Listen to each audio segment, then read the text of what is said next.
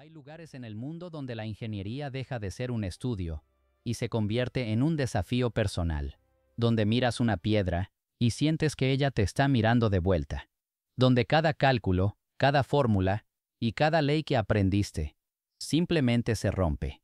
Porque aquí, en Sacsayhuamán, existe un muro que humilla a nuestra tecnología moderna, un muro que sobrevivió 3 terremotos devastadores, mientras la ciudad entera caía a su alrededor. Un muro formado por bloques de 200 toneladas, encajados con una precisión que supera a la industria aeroespacial, sin cemento, sin máquinas, sin acero. Pero lo más inquietante es que no hay una sola marca de herramienta. Ninguna. Durante siglos nos repitieron que esto fue obra de los incas. Pero cuando analizas la fuerza real requerida, el peso, la geometría, la logística, cuando pones a prueba la matemática detrás de cada piedra, la versión oficial simplemente se derrumba, porque hay algo que nadie quiere enfrentar. Los propios incas dijeron que ellos no construyeron esto. Y hoy voy a mostrarte la evidencia que cambia todo. Pero no desde la historia, no desde los mitos, no desde creencias. Hoy vamos desde la ingeniería pura, desde los desafíos imposibles, desde lo que ninguna civilización, ni la nuestra, podía hacer. Hay lugares en el mundo que parecen construidos por manos humanas. Sacsayhuamán no es uno de ellos. Aquí en lo alto de los Andes, hay un muro que rompe todas las reglas de la ingeniería moderna. Piedras del tamaño de autobuses, encajes más precisos que los de un motor de avión, y una resistencia sísmica que humilló a 3 terremotos históricos. Pero lo más inquietante no es lo que vemos, sino lo que no entendemos, porque cuando comparas la ingeniería real con lo que la historia oficial dice, los números no coinciden. La física no coincide, la lógica no coincide, y un patrón empieza a aparecer. Estas piedras fueron hechas por alguien que sabía algo que nosotros olvidamos. Hoy no vamos a alimentar mitos, hoy vamos a hacer lo que casi nadie se atreve a hacer, poner a prueba Sacsayhuamán como si fuera un desafío moderno, porque si realmente quieres descubrir quién construyó esto, no basta mirar, hay que intentarlo. Y el primer desafío es brutal. Antes de hablar de cortes imposibles, de juntas microscópicas y de terremotos, hay una pregunta que destruye por completo la narrativa tradicional. ¿Cómo movieron estas piedras? Porque no estamos hablando de bloques pequeños, ni medianos. Estamos hablando de piedras de 120, 180, hasta 200 toneladas. Para que entiendas el tamaño del problema. Una piedra de 200 toneladas equivale al peso de 130 coches apilados, uno encima del otro.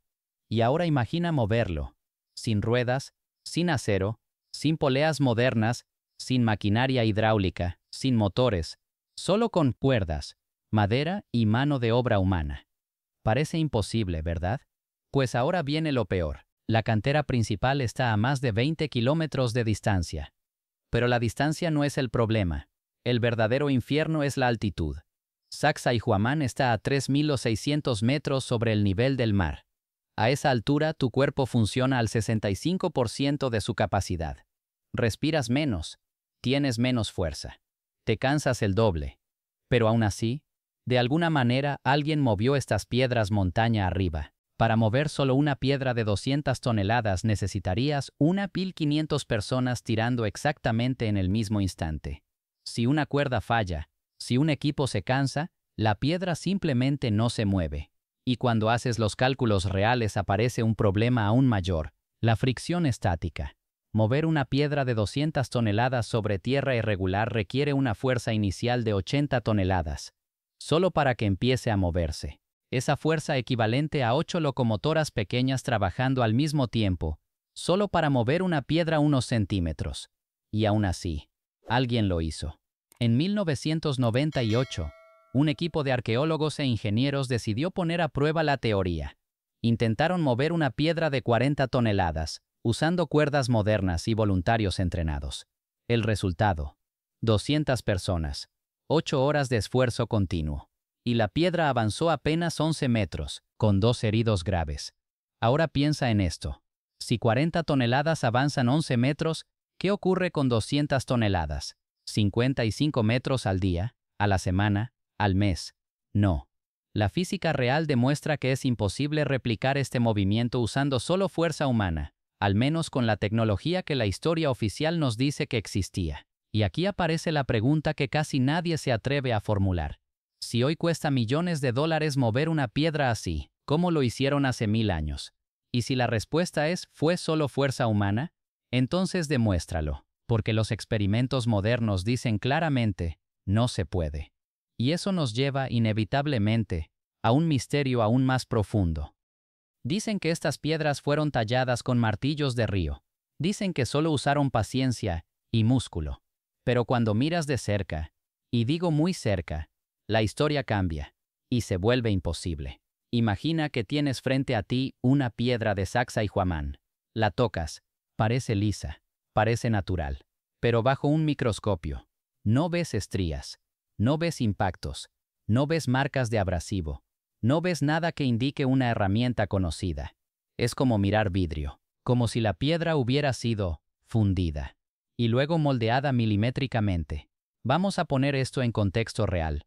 En una fábrica de Boeing, para fabricar una turbina de avión, se trabaja con tolerancias de 0,05 milímetros, 50 micras. Eso ya es precisión industrial. Ahora escucha esto. Los análisis 3D en Sacsayhuamán revelaron tolerancias de 0,03 milímetros, 30 micras, más preciso que un motor de avión moderno. Y recuerda, estamos hablando de roca, no de metal. Pero ahora viene lo más absurdo. Las superficies de contacto no son planas, no son rectas, no son cortes de sierra, son curvas complementarias como engranajes gigantes hechos en piedra. Una curva abraza a la otra. Cada ondulación encaja exactamente. Cada contacto distribuye carga de manera perfecta. Este no es un corte artesanal, es ingeniería de precisión. Para crear curvas tan perfectas hoy necesitaríamos una cadena completa de tecnología avanzada.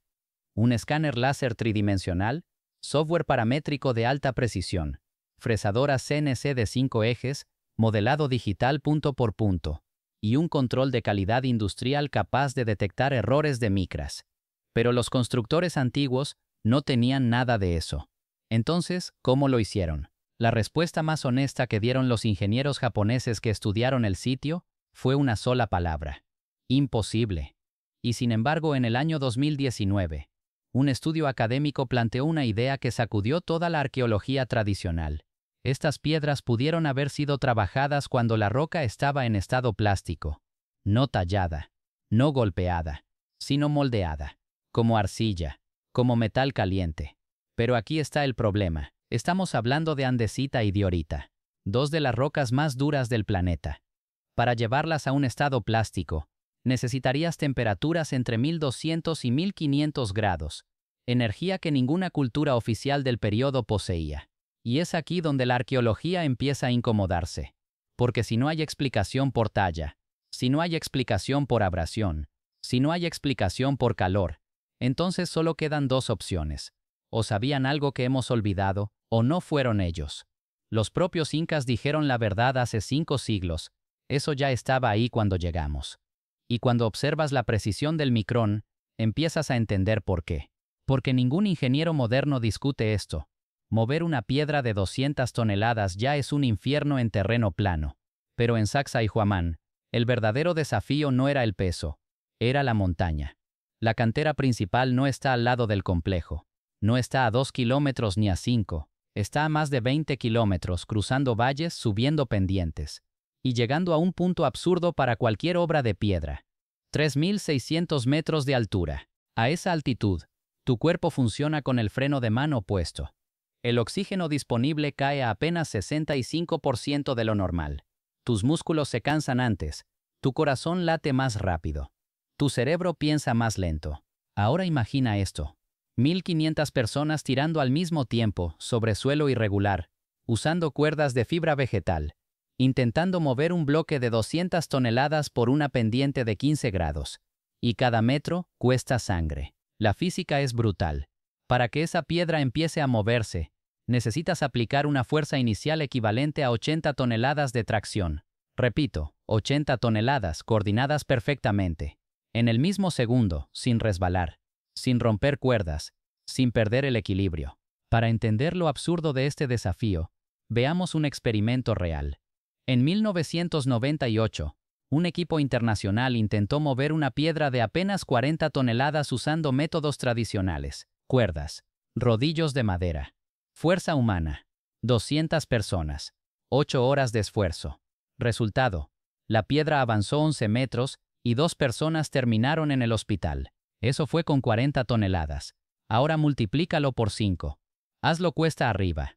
Durante 20 kilómetros, con tormentas eléctricas inesperadas, con noches que bajan a 5 grados bajo cero, y sin comida refrigerada, sin arneses de seguridad, sin guantes sintéticos, sin ambulancias esperando. Incluso los ingenieros japoneses del equipo Horiuchi, los mismos que movieron estructuras enteras en proyectos modernos, admitieron algo que nadie esperaba escuchar: mover una piedra de 200 toneladas por esa ruta, con tecnología tradicional, es prácticamente imposible.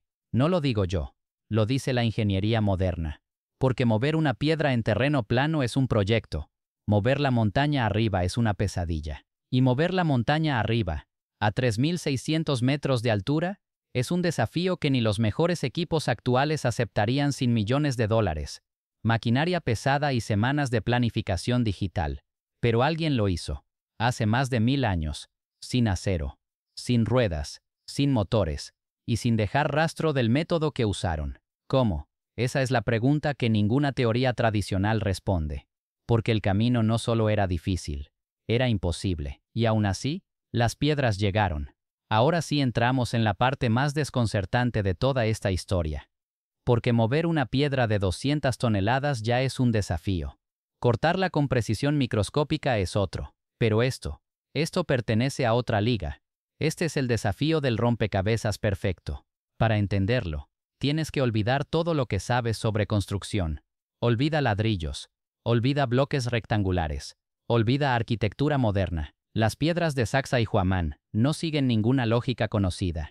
Son piezas vivas, orgánicas, irregulares, con hasta 32 caras diferentes, cada una con un ángulo único, cada una diseñada para encajar con otra piedra específica, como si fueran hermanos gemelos tallados en roca. Aquí está lo que casi nadie se atreve a decir. Estas piedras no podían prefabricarse, no podían tallarse por separado, no podían adivinarse. Cada bloque tenía que ser trabajado en relación directa con todos los demás, como si cada piedra conociera a su vecina antes de tocarla. Y aquí es donde todo se vuelve absurdo.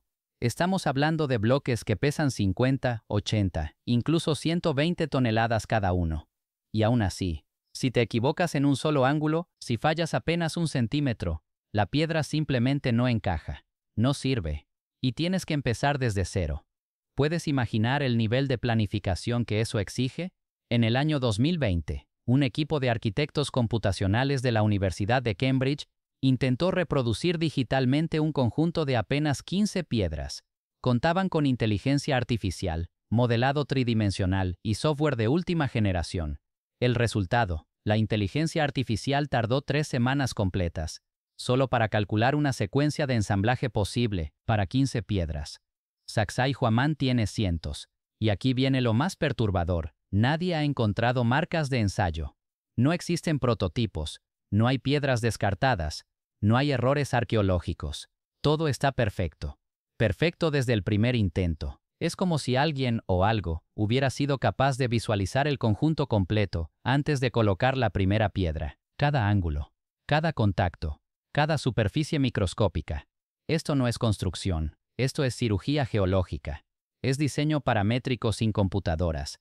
Es ingeniería tridimensional sin software. Es arquitectura avanzada, mucho antes de que la arquitectura existiera como ciencia. Y hay un detalle que los expertos evitan mencionar. Estas piedras no son planas, no encajan como planchas. Son superficies curvas, onduladas que se abrazan entre sí como si hubiesen sido moldeadas una sobre la otra. ¿Moldeadas? ¿Con qué tecnología? ¿Con qué conocimiento? Lo que estás viendo no es un muro, es un rompecabezas tridimensional colosal, uno que supera la capacidad física, matemática y logística de cualquier civilización documentada en los Andes. Y sin embargo, ahí está. Perfecto. Imposible. Indestructible. Sacsayhuamán no fue construido piedra por piedra. Fue diseñado. Y quien lo diseñó, entendía algo sobre geometría, materiales y movimiento que nosotros, Hoy apenas estamos comenzando a redescubrir. Cuando hablamos de ingeniería antigua, hay un detalle que separa a los constructores comunes de los verdaderos maestros. ¿Qué ocurre cuando la tierra empieza a temblar? Construir algo fuerte. Cualquiera puede intentarlo. Pero construir algo que sobreviva al futuro, a terremotos que aún no habían ocurrido, eso ya pertenece al reino de lo imposible. Y Sacsayhuamán domina ese reino. El 1 de abril del año 1650, Cusco duerme bajo un cielo frío, cuando de repente la tierra cruje. El suelo se abre. Las iglesias españolas se desploman como castillos de arena mojada. Las torres caen. Las casas se parten en dos. Miles quedan atrapados bajo los escombros. Pero arriba, en la colina norte, los muros megalíticos de Sacsayhuamán siguen exactamente donde estaban. Sin una grieta. Sin una junta abierta. Sin una sola piedra fuera de lugar. Ese fue el primer aviso. La primera señal de que estábamos frente a algo mucho más grande que la arquitectura humana. 3 siglos después, 1941, otro terremoto golpea Cusco con furia, magnitud 6.9. El templo colonial de Santo Domingo vuelve a derrumbarse. Las calles se quiebran, las fachadas se rompen como papel mojado. Y Sacsayhuamán, intacto, una vez más, como si las piedras estuvieran vivas, como si supieran exactamente cómo moverse para no romperse. Y aquí aparece el secreto que los ingenieros modernos no esperaban encontrar. Las piedras no están fijas, no están pegadas, no están unidas por mortero. Están diseñadas para moverse. Cuando llega una onda sísmica, las piedras oscilan, absorben la energía, y luego regresan a su posición original. Es el mismo principio que usan hoy los rascacielos de Tokio y San Francisco. La diferencia es que los antiguos lo lograron 1000 años antes, sin computadoras, sin simulaciones, sin ingeniería moderna. Y aún hay algo más perturbador. Cada piedra está inclinada hacia adentro, entre 3 y 15 grados. Esa inclinación hace que la gravedad empuje las piedras hacia el centro, no hacia afuera, creando un bloqueo gravitacional que vuelve el muro prácticamente indestructible. Para que lo entiendas, el concepto de aislamiento sísmico apareció en Occidente recién en el siglo XX, pero en Sacsayhuamán ya estaba funcionando un milenio antes. Entonces surge la pregunta inevitable: ¿cómo lo supieron? No tenían acelerógrafos, no tenían normas sísmicas, no tenían universidades de ingeniería. ¿Fue suerte? ¿Fue experimento? ¿O heredaron un conocimiento mucho más antiguo perdido? Un conocimiento que apenas hoy estamos empezando a redescubrir, porque si Sacsayhuamán fuera solo arquitectura, habría fallado. Como fallaron todas las estructuras coloniales. Pero no falló. Y eso nos deja una sola conclusión. Alguien diseñó estos muros para sobrevivir siglos, para sobrevivir terremotos, para sobrevivirnos, y lo lograron. Durante todo este documental, quizá una idea ha estado rondando tu mente. Una objeción que escucho todos los días. Una frase que parece lógica, hasta que la analizas con ingeniería sin romantizar la historia. Fueron los incas. Solo eso. Fin del misterio. Respira hondo. Vamos a desmontar esa frase, con datos reales. Objeción 1. Los incas tuvieron siglos para perfeccionar la técnica. La versión oficial afirma que Sacsayhuamán fue construido en 2 etapas. Primero la cultura quilque, alrededor del año 1100, y después los incas, entre los años 1400 y 1500. ¿Suena coherente? Hasta que observas lo que realmente construyeron. Los quilque trabajaban con piedras pequeñas, mortero y cortes simples. El inca clásico usaba bloques medianos, con técnica elegante, pero aún imperfecta. Y luego aparece el estilo megalítico. Piedras gigantes de 200 toneladas, tolerancias microscópicas, superficies sin ninguna marca de herramienta conocida. No existe una transición. No existe una fase de aprendizaje. La ingeniería siempre deja rastros. Siempre. Pero entre los muros quilque y los muros megalíticos, no hay ningún puente tecnológico. Es como despertar un día y descubrir que tus abuelos construyeron un cohete espacial en el patio trasero, sin previo aviso. Objeción 2. Los incas lo dijeron por humildad. Muchos repiten esta idea, pero los documentos originales dicen otra cosa. En 1548, Pedro Cieza de León escribió lo que los nobles incas le confesaron. Dicen que no saben quién lo hizo, que ya estaba aquí cuando sus antepasados llegaron. Eso no es humildad, no es mito, no es metáfora. Es un testimonio directo, recogido apenas 16 años después de la conquista. Los incas se atribuían cada camino, cada templo, cada acueducto que construyeron. Eran ingenieros brillantes, y lo sabían. Pero frente a Sacsayhuamán dijeron, esto no es obra nuestra. Y varios cronistas lo registraron. Objeción 3. Las piedras pequeñas encima prueban continuidad. Ocurre exactamente lo contrario. Si heredas una estructura de ingeniería avanzada y no sabes replicarla, ¿qué haces? Construyes encima como puedes.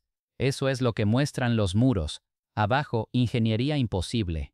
Arriba, tecnología inca. Es como encontrar una base de titanio y construir una casita de adobe sobre ella. Objeción 4. Los Quilque lo hicieron. Es la nueva explicación para salvar la narrativa oficial. Pero la arqueología enfrenta un problema enorme. Los Quilque no construyeron nada similar en ningún otro lugar. Nada monumental, nada megalítico, nada con precisión extrema.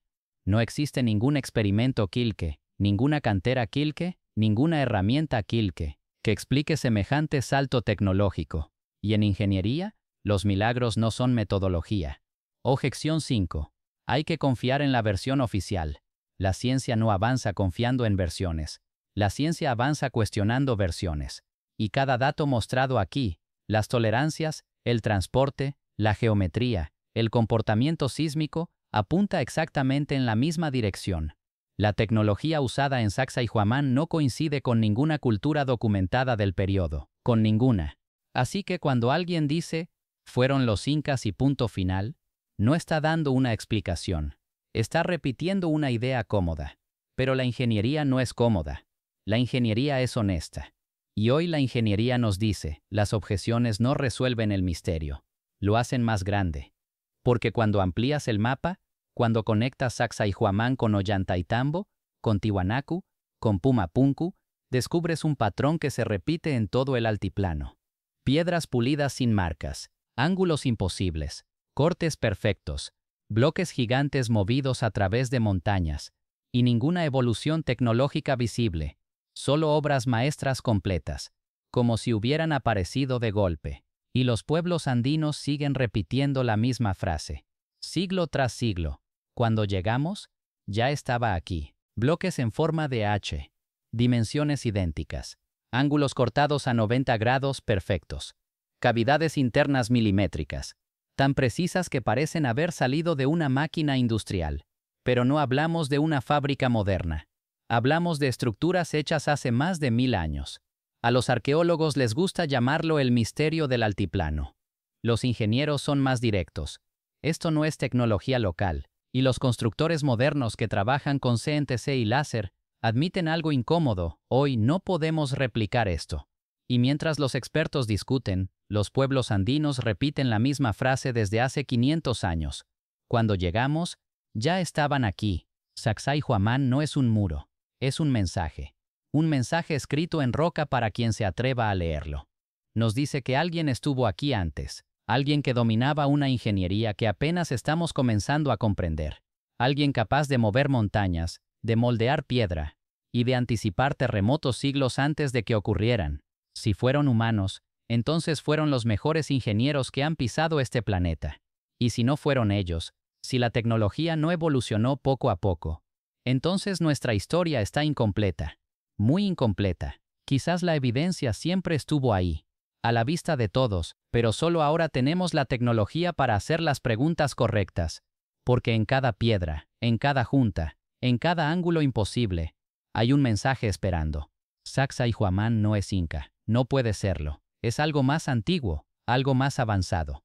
Y es la prueba silenciosa de que la historia que conocemos no es la historia real. ¿Qué crees tú? ¿Quién construyó realmente estas estructuras imposibles? Déjalo en los comentarios. Y si quieres seguir desenterrando los secretos de las civilizaciones que desafían toda lógica, suscríbete a Ingeniería Ancestral. Aún queda mucho por revelar. Y esto es solo el comienzo.